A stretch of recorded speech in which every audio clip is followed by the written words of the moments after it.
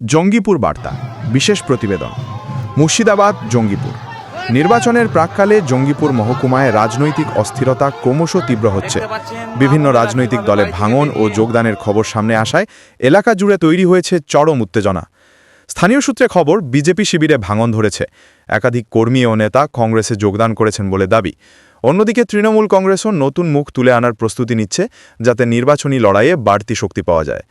এদিকে কংগ্রেসের বর্ষিয়ান নেতা অধীর রঞ্জন চৌধুরীর কনভয়ের দুর্ঘটনাকে কেন্দ্র করে নতুন করে চাঞ্চল্য ছড়িয়েছে। জানা গেছে, গত ৮ এপ্রিলের কাছাকাছি সময়ে মুর্শিদাবাদের একটি এলাকায় তার কনভয়ে হঠাৎই একটি ট্রাক ধাক্কা মারে। এই ঘটনায় কনভয়ের কয়েকজন সদস্য আহত হন। ঘটনাকে ঘিরে কংগ্রেস নেতৃত্বের তরফে নাশকতার অভিযোগ তোলা হয়েছে, যদিও প্রশাসনের পক্ষ থেকে বিষয়টি খতিয়ে দেখা হচ্ছে বলে জানা গেছে। বর্তমানে জঙ্গিপুর সহ গোটা মুর্শিদাবাদ জেলায় রাজনৈতিক উত্তাপ তুঙ্গে। প্রতিদিনই কোথাও না কোথাও চলছে প্রচার, মিছিল, বিক্ষোভ। সব মিলিয়ে নির্বাচন যত এগিয়ে আসছে, ততই বাড়ছে রাজনৈতিক পারদ।